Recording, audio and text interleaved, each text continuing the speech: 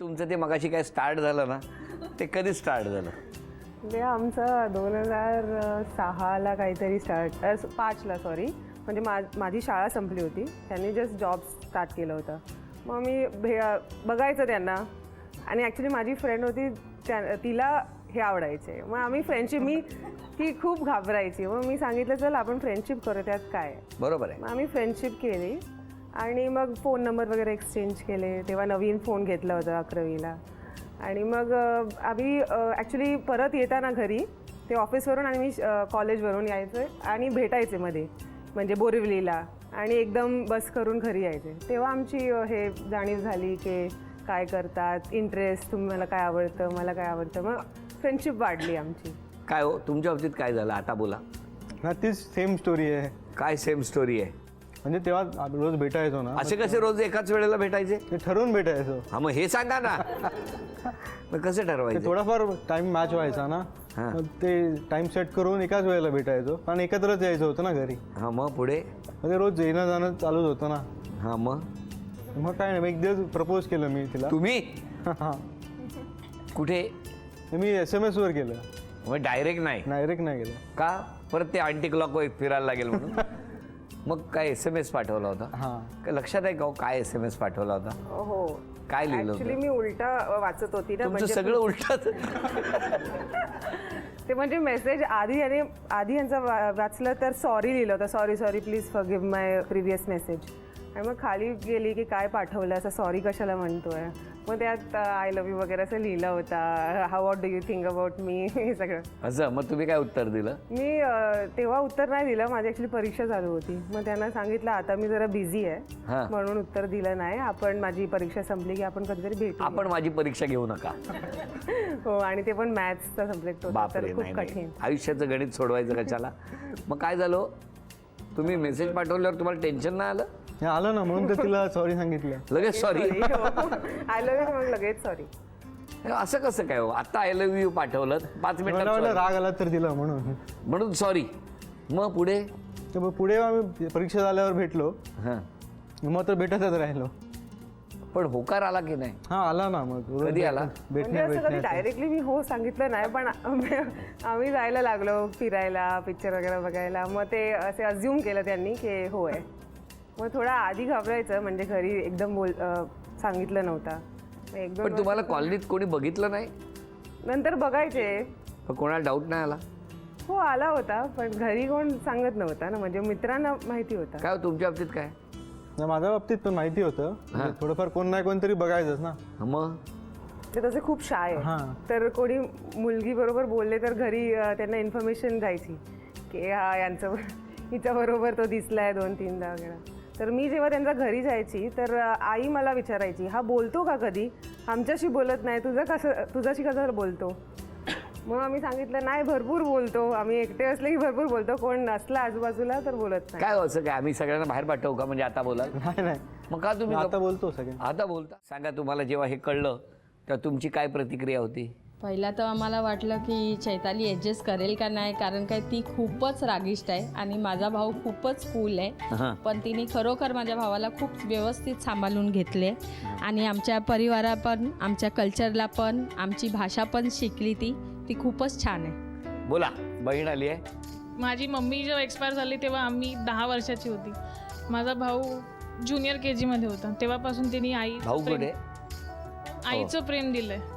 नंतर थोड्या वर्षांनी पप्पा आजारी होते, ते वारले. पप्पांचं पण प्रेम भेटलं. जे काय गरजा आम्हाला होत्या, म्हणजे आम्ही शिकायचो तेव्हा आमच्या सगळ्या गरजा तिने पार पडल्या. आम्ही वडाळ्याला जेव्हा राहायचो भाड्याने, तेव्हा आमचं एक चॉलपेक्षा पण कमी रूम होती. तिथे आम्ही सुरुवात केली, तेव्हा तिने आम्हाला सांभाळलं. म्हणजे आमच्याकडे खायला वगैरे पैसे नव्हते, ते सगळं तिने आम्हाला दिलं. तिने स्वतःचं पोट मारलं आमच्यासाठी. डेव्हिडने तिला खूप सपोर्ट केलं. त्याच्यानंतर मी ज्या जॉबला लागली तर माझा भाऊ शिकतच होता. मग आम्ही दोघांनी म्हणून त्याला सांभाळलं. तिला आम्हाला एक लाईफ द्यायची नव्हती, म्हणजे त्या एरियामध्ये. तिने लोअर परेला भाड्याने घर घेतलं बिल्डिंगमध्ये, डिलाई रोडला. तेव्हा तिने आम्हाला तिकडे नेलं. मग भावाचं शिक्षण आम्ही पार पाडलं. आमचं एज्युकेशन आम्ही नाही घेतलं, पण आम्हाला भावाला त्याचं एज्युकेशनसाठी कधी काही प्रॉब्लेम येणार नाही हे आम्ही बघितलं. माझं लग्न तिने लावून दिलं. मी इंटरकास्ट मॅरेज केली. तिने आईबाबांचं जे कर्तव्य असतं म्हणजे कन्यादान असो काही असो तिने आणि डेव्हिडनी पार पाडलं. माझ्या लग्नात ती 7 महिने प्रेग्नेंट होती, तेव्हा ती सगळं शॉपिंगपासून हॉल रिसेप्शन आणि ग्रँड लग्न तिने म्हणजे असं कोण बोलू नाही शकत की बिना आईबाबाच्या मुलीचं लग्न झालं आहे. डेव्हिडनी तिला खूप सपोर्ट केला त्यासाठी पण. आणि डेव्हिडनी कधी हा विचार नाही केला की म्हणजे आम्ही एकत्र राहायचो डेव्हिडबरोबर, तर डेव्हिडनी असा कधी विचारच नाही केला की they are not a part of family. जिकडे पण जायचो आम्ही एकत्र असायचो. नाही, खूप प्रेम दिलं तुम्हाला, खूप म्हणजे आई बाबा नाही आहे त्याची कमी किती दोघांनी कधी आम्हाला आणून वाटून नाही दिली दिली. भावाकडे.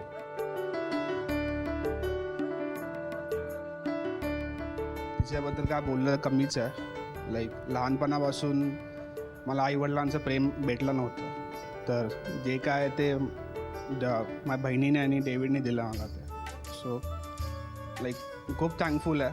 नाहीतर तिच्यामुळे आम्ही इथे उभा आहे. आता आम्ही नसतो बेसिकली. तर या माध्यमातून मी दोघांचे पण थँक्यू बोलतो. अजून कोण बोलणार? मी चैतालीची मावशी आहे. म्हणजे तिच्याबद्दल अभिमान बाळगावा असंच ती आहे आणि तिच्यापेक्षा तिचे मिस्टर जास्त अभिमान बाळगण्यासारखेच आहेत.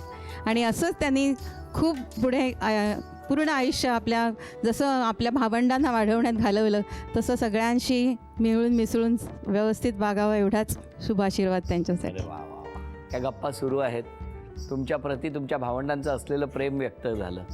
हां डेव्हिड, तुम्ही ज्या पद्धतीने या कुटुंबाला आधार दिला त्याबद्दल त्या सगळ्यांनी अगदी मनापासून तुम्हाला धन्यवाद दिलेले आहेत. आता तुम्ही अभिनय करायचा आणि तुम्ही सगळ्यांनी ते म्हणजे बक्षीस मिळवून द्यायचं.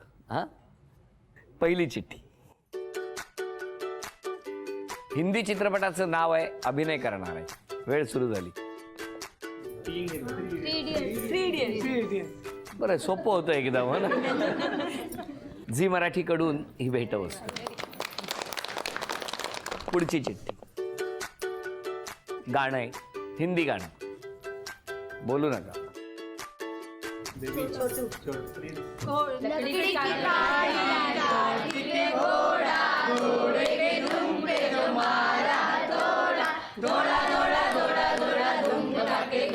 व्हेरी गुड, अभिनंदन.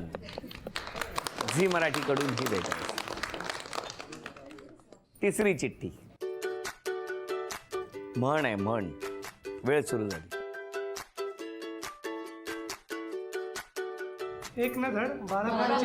अभिनंदन. काय केलं काय तिकडे तुम्ही? चिठ्ठी दाखवून. झी मराठीकडून ही भेटवस्तू.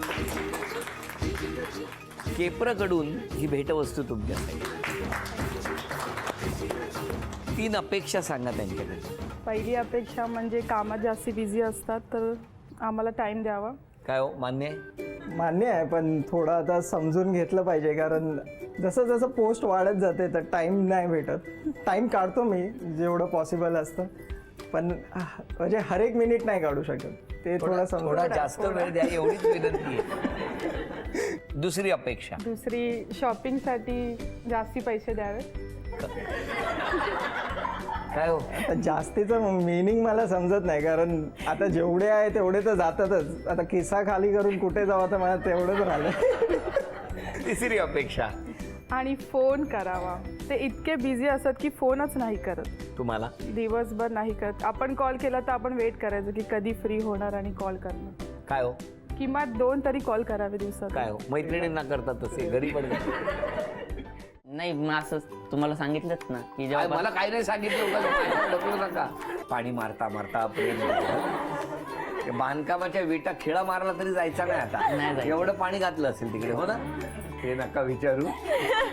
फार टेन्शन झालं होतं. अरे बापरे.